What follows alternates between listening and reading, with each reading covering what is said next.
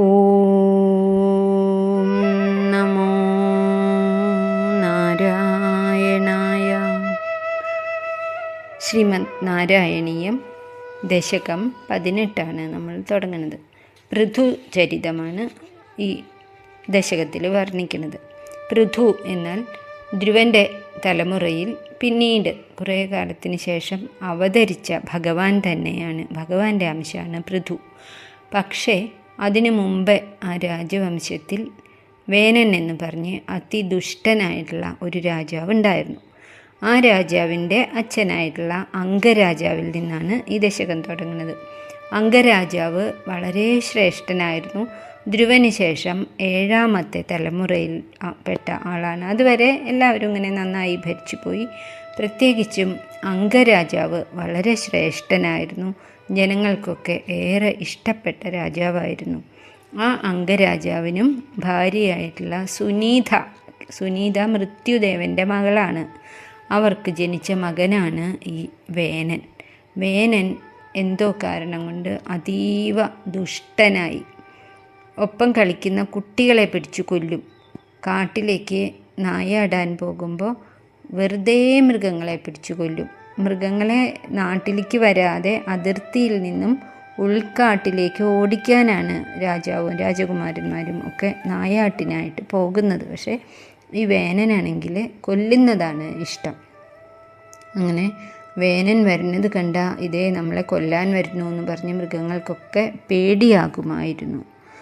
അങ്ങനെ വേനനെ എത്ര ശ്രമിച്ചിട്ടും നേരെയാക്കാൻ പറ്റാതെ മനസ്സ് മടുത്ത് വളരെ സങ്കടപ്പെട്ട ആ അംഗരാജാവ് ഒരു ദിവസം രാത്രി ആരും അറിയാതെ രാജ്യത്തെയും പത്നിയെയും സകല സൗഭാഗ്യങ്ങളെയും ഉപേക്ഷിച്ച് ഭഗവാനെ മാത്രം ശരണം പ്രാപിച്ച് കാട്ടിലേക്ക് തപസ്സിനായി പോയി. അതാണ് ഈ 1ാമത്തെ ശ്ലോകം. ജാതസ്യ ധ്രുവകുല ഏവ തുംഗകീർത്തെ അംഗസ്യ വ്യജനി സുതസ്യ വേനനാമ തദ് ദോഷ വ്യഥിതമതി സ രാജവർയ ത്വത്പാദേ നിഹിതമനാവനം ഗതോ അഭൂത്. അർത്ഥം നോക്കാം. ജാതസ്യ ധ്രുവകുല ഏവ തുംഗകീർത്തെ, തുംഗകീർത്തിയായിട്ടുള്ള വലിയ കീർത്തിമാനായിട്ടുള്ള ആ ധ്രുവൻ്റെ വംശത്തിൽ തന്നെ ജനിച്ച ജനിച്ചവൻ അംഗസ്യ വേനനാമാസ സുതവ്യജനി, അംഗൻ എന്ന ഒരു രാജാവിന് വേനൻ എന്ന പേരായിട്ട് സുത ഒരു പുത്രൻ വ്യജനി എന്ന് പറഞ്ഞാൽ ഉണ്ടായി, ജനിച്ചു. ജാതസ്യ ധ്രുവകുല ഏവ തുംഗകീർത്തെ അംഗസ്യ വ്യജനി സുതസ്യ വേനനാമ, വേനൻ എന്ന നാമത്തോടുകൂടിയ ഒരു മകൻ ജനിച്ചു. തദ് ദോഷ, അദ്ദേഹത്തിൻ്റെ ആ വേനൻ്റെ ദോഷം കൊണ്ട്, ദുഷ്പ്രവൃത്തികൾ കൊണ്ട് വ്യഥിതമന, ഏറ്റവും ദുഃഖം നിറഞ്ഞ മനസ്സോടുകൂടി സ രാജവർയ, ആ രാജർഷിയായിട്ടുള്ള രാജഋഷിയാണ്, ജനങ്ങൾക്കൊക്കെ ഏറെ പ്രിയപ്പെട്ടവനാണ് അംഗൻ. ആ അംഗരാജാവ് ത്വത്പാദേ നിഹിതമന, അങ്ങയുടെ പാദത്തിൽ തന്നെ മനസ്സുറപ്പിക്കുന്നവനായിട്ട് വനം ഗത അഭൂത്, കാട്ടിലേക്ക് പോയി. രാജാവ് വളരെയേറെ ശ്രമിച്ചതാണ്. അടുത്ത കിരീടാവകാശിയാണ് വേനനെ നേരെയാക്കാനായിട്ട് ഏറെ ശ്രമിച്ചിട്ടും സാധിക്കാതെ അംഗരാജാവ് വളരെയധികം സങ്കടപ്പെട്ടു. അങ്ങനെ ഒരു ദിവസം ആരും അറിയാതെ കാട്ടിലേക്ക് പോവാണ് ഉണ്ടായത്. ഭടന്മാർ എല്ലാവരും പിറ്റേ ദിവസം 4 ദിക്കിലേക്കും ഓടി തെരഞ്ഞു. പക്ഷേ രാജാവിനെ കാണാനോ ഒന്നും സാധിച്ചില്ല. എവിടേക്കാണ് അദ്ദേഹം പോയതെന്ന് ആർക്കും മനസ്സിലായില്ല. വാസ്തവത്തിൽ അദ്ദേഹം ഇതിൽ പറഞ്ഞിട്ടുണ്ടല്ലോ, ഭഗവത് പാദത്തിൽ മാത്രം ഏകാഗ്രമായി തപസ് ചെയ്യാൻ ഏതെങ്കിലും ഗുഹയിലോ എവിടെയെങ്കിലും പോയിരുന്നിട്ടുണ്ടാവും. അങ്ങനെ ആ രാജ്യത്ത് രാജാവില്ലാതായി. 1ാമത്തെ ശ്ലോകം ഒന്നുകൂടി വായിക്കാം. ജാതസ്യ ധ്രുവകുല ഏവ തുംഗകീർത്തെ അംഗസ്യ വ്യജനി സുതസ്സ വേനനാമ തദ് ദോഷ വ്യഥിതമതി സ രാജവർയ ത്വത്പാദേ നിഹിതമനാ വനം ഗതോ അഭൂത്. പിന്നെന്തുണ്ടായി? രാജ്യത്ത് രാജാവില്ലാതായി. രാജസിംഹാസനത്തിൽ ആളില്ലാതായാൽ കള്ളന്മാരും കൊള്ളക്കാരും വന്ന് നിറയും. അങ്ങനെ ജനങ്ങൾക്ക് വല്ലാതെ പേടിയായി, പിടിച്ചു പറയും. കൊള്ളക്കാരും നിറഞ്ഞു രാജ്യത്തിൽ. രണ്ടാമത്തെ ശ്ലോകം കൂടി നോക്കാം. രണ്ടാമത്തെ ശ്ലോകത്തിൽ രാജാവില്ലാതെ കള്ളന്മാരും കൊള്ളക്കാരും ഒക്കെ രാജ്യത്തെ ജനങ്ങളെ ബുദ്ധിമുട്ടിച്ച് തുടങ്ങിയത് കൊണ്ടാണ് അവർ വേനനെ രാജാവാക്കാൻ തീരുമാനിക്കുകയാണ്. പക്ഷേ തീരുമാനിച്ച് വേനനെ രാജസിംഹാസനത്തിൽ ഇരുത്തിയപ്പോഴോ ശരിക്കും കള്ളന്മാരും കൊള്ളക്കാരും കൂടി പേടിച്ച് വിറച്ച് പിന്നെ നാട്ടിലേക്ക് കടക്കാതായി. അതിനേക്കാളും ഇരട്ടി ദോഷം വേനൻ തന്നെ ചെയ്യാൻ തുടങ്ങി. എല്ലാവരെയും ഉപദ്രവിക്കുക, ധാർമ്മിക പ്രവർത്തനങ്ങൾ ഒട്ടും ചെയ്യാൻ പാടില്ല. ആരെങ്കിലും യാഗമോ യജ്ഞമോ പൂജയോ ക്ഷേത്രദർശനമോ ഭഗവത് നാമം ചൊല്ലലോ ഒക്കെ ചെയ്യുകയാണെങ്കിൽ അവർ ശിക്ഷയ്ക്ക് അർഹരാണ് എന്നും പറഞ്ഞ് പെരുമ്പറ കുട്ടി എല്ലാ ദിക്കിലും പറഞ്ഞു. അങ്ങനെ എല്ലാവർക്കും വിഷമമായി. അതാണ് രണ്ടാമത്തെ ശ്ലോകം. പാപോപി ക്ഷിതിതലപാലനായ വേന പൗരാദ്യൈരുപനിഹിത കഠോരവീര്യ സർവേഭ്യോ നിജബലമേവ സംപ്രശംസൻ ഭൂചക്രേ തവ യജനാന്യയം ന്യരൗത്സീത്. അർത്ഥം: പാപ കഠോരവീര്യ അഭി. പാപിയാണ്, കഠിനമായ ശക്തിയുണ്ട്. എങ്കിലും ക്ഷിതിതലപാലനായ, ക്ഷിതിതലം ഭൂമി രാജ്യം പാലിക്കാൻ ഇദ്ദേഹം മാത്രമേ ഉള്ളൂ. അനന്തരാവകാശി തന്നെ രാജസിംഹാസനത്തിലിരിക്കണം എന്നല്ലേ നിയമം. അതുകൊണ്ട് പാപിയാണെങ്കിലും ദുഷ്ടഹൃദയനാണെങ്കിലും ഈ വേനനെ തന്നെ രാജാവാക്കാണ്. ക്ഷിതിതലപാലനായ, ഭൂമിയെ പരിപാലിക്കുന്നതിനായിട്ട് പൗരാദ്യൈർ, പൗരശ്രേഷ്ഠന്മാരും മഹർഷിമാരും എല്ലാവരും കൂടി ആലോചിച്ച് തീരുമാനിച്ച് ഈ വേനനെ തന്നെ രാജാവാക്കാം എന്ന് കരുതി.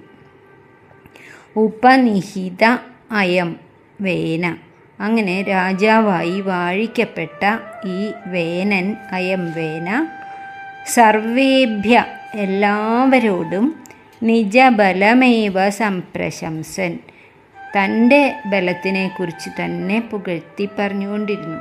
നിങ്ങളിനി ഒരു ഈശ്വരനെയും പൂജിക്കണ്ട, ഞാനാണ് ഈശ്വരൻ, എനിക്കാണ് ഏറ്റവും ശക്തിയുള്ളത്, എന്നെ പൂജിക്കുക, ഞാൻ പറയുന്നത് കേൾക്കുക. അങ്ങനെ തൻ്റെ ബലത്തെ തന്നെ, തൻ്റെ വീര്യത്തെ തന്നെ പ്രശംസിക്കുന്നവനായി നിജബലമേവ സംപ്രശംസൻ ഭൂചക്രേ, ഈ ഭൂമിയിൽ തൻ്റെ രാജ്യത്ത്, തവ യജനാനി, അങ്ങയുടെ യജനങ്ങളെ, യജ്ഞങ്ങളെ, യാഗങ്ങളെ, പൂജകളെ എല്ലാം ന്യരൗത്സീത്, തടഞ്ഞു. ഒന്നും ഇനി നടത്താൻ പാടില്ല എന്ന് വിളംബരവും ചെയ്തു. പാപോപി ക്ഷിതിതലപാലനായ വേന പൗരാദ്യൈരുപനിഹിത കഠോരവീര്യ സർവേഭ്യോ നിജബലമേവ സംപ്രശംസൻ ഭൂചക്രേ തവ യജനാന്യയം ന്യരൗത്സീത്. മൂന്നാമത്തെ ശ്ലോകം കൂടി നോക്കാം. മുനിമാരും പൗരപ്രമാണിമാരും എല്ലാവരും കൂടിയിട്ട് ആലോചിച്ചു, ഇനി എന്താ ചെയ്യുക. ഒരു ഭാഗത്ത് കള്ളന്മാരും തസ്കരന്മാരും പിടിച്ചുപറിക്കാരും കൊള്ളക്കാരും നിറഞ്ഞപ്പോൾ ജനജീവിതം ഒന്ന് ശരിയാവട്ടെ എന്ന് വിചാരിച്ചിട്ടാണ് ഈ രാജാവിൻ്റെ മകനെ സിംഹാസനത്തിലിരുത്തിയത്, വേനനെ. പക്ഷേ സിംഹാസനത്തിലിരുത്തിയപ്പോൾ വേനൻ്റെ ദോഷങ്ങൾ കൂടുകയാണ് ചെയ്തത്. ദുഷ്ടത വർദ്ധിച്ചു. യാതൊരു നന്മയും ആരും ചെയ്യാൻ പാടില്ല എന്ന ഒരു നില വന്നപ്പോൾ രണ്ടറ്റവും തീ പിടിച്ച മരക്കഷ്ണത്തിലിരിക്കുന്ന ഉറുമ്പുകളെപ്പോലെയായി ജനങ്ങൾ. അങ്ങനെ മുനിമാരെല്ലാവരും കൂടി കുറേ ഉപദേശിച്ചു നോക്കി. വേനൻ ഒന്നും കേട്ടില്ല. താനാണ് ഈശ്വരൻ എന്നങ്ങോട്ട് പ്രഖ്യാപിച്ചു.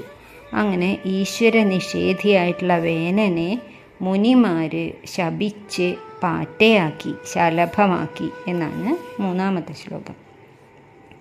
സംപ്രാപ്തേ ഹിതകഥനായ താപസൗഖേ മത്തോന്യോ ഭുവനപതിർ ന കശ്ചനേതി ത്വത്നിന്ദാവചനപരോ മുനീശ്വരസ്തൈ ശാപാഗ്നൗ ശലഭദശാമനായി വേന. അർത്ഥം: താപസൗഖ്യേ, താപസന്മാരുടെ കൂട്ടം. ആ രാജ്യത്തിൻ്റെ കാര്യങ്ങളൊക്കെ ആചാര്യന്മാരായി നിന്ന് ശ്രദ്ധിക്കുന്ന, വേണ്ടത് ചെയ്യുന്ന മുനിവരന്മാരെന്തു ചെയ്തു? ഹിതകഥനായ സംപ്രാപ്തെ, നല്ലത് പറഞ്ഞു കൊടുക്കാനായിട്ട് വേനൻ്റെ അടുത്തേക്ക് വന്നു. ഇങ്ങനെ ചെയ്യല്ലേ, ഒരു രാജ്യം മുഴുവനുമാണ് ബുദ്ധിമുട്ടുന്നത്, നീ രാജാവല്ലേ, അംഗരാജാവിൻ്റെ മകനല്ലേ, ധ്രുവൻ്റെ പിൻഗാമിയല്ലേ എന്നൊക്കെ പറഞ്ഞ ആര് കേൾക്കാനാ? അതൊന്നും ശ്രദ്ധിച്ചില്ല. ഹിതകഥനായ സംപ്രാപ്തെ, നല്ലത് പറയാനായി ചെന്ന മുനിമാരോട്, മത്ത അന്യ കശ്ചന ഭുവനപതി ന, എന്നിൽ നിന്നും അന്യനായിട്ട് ഒരുവൻ ഇല്ല, ഭുവനപതിയായിട്ട് ലോകത്തിന് നാഥനായിട്ടുള്ളത് ഞാൻ മാത്രമാണ് എന്ന് ത്വത് നിന്ദാവചനപര, അങ്ങയെ നിന്ദിച്ചുകൊണ്ട് സംസാരിച്ചു. ഭഗവാനോ ഈശ്വരനോ അങ്ങനെയൊന്നും ആരുമില്ല, ഞാനാണ് ഏറ്റവും വലുത്, എന്നെ വേണം നിങ്ങൾ പൂജിക്കാൻ. മറ്റൊരു ധാർമ്മിക കാര്യങ്ങളും എൻ്റെ രാജ്യത്ത് ആരും ചെയ്യേണ്ടതില്ല. ഇങ്ങനെയുള്ള തെറ്റായ വാക്കുകൾ ആ മുനിമാരോട് വേനൻ പറഞ്ഞു. ത്വത് നിന്ദാവചനപര, അങ്ങയെക്കുറിച്ചും നിന്ദയോടുകൂടി വേനൻ പറഞ്ഞു തുടങ്ങിയപ്പോൾ വേന തൈ മുനീശ്വരൈ, ആ മുനിശ്രേഷ്ഠന്മാർ എന്തു ചെയ്തു? ശാപാഗ്നൗ ശലഭദശാം അനായി, അവരുടെ ശാപമാകുന്ന അഗ്നിയിൽ ഈ വേനനെ ശലഭമാക്കി, ഒരു പാറ്റയാക്കി മാറ്റി. പൃഥു മഹാരാജാവിലേക്ക് എത്താൻ വേണ്ടിയിട്ട് ഈ മുൻ തലമുറയിലെ കാര്യങ്ങൾ പറഞ്ഞു എന്ന് മാത്രമേ ഉള്ളൂ.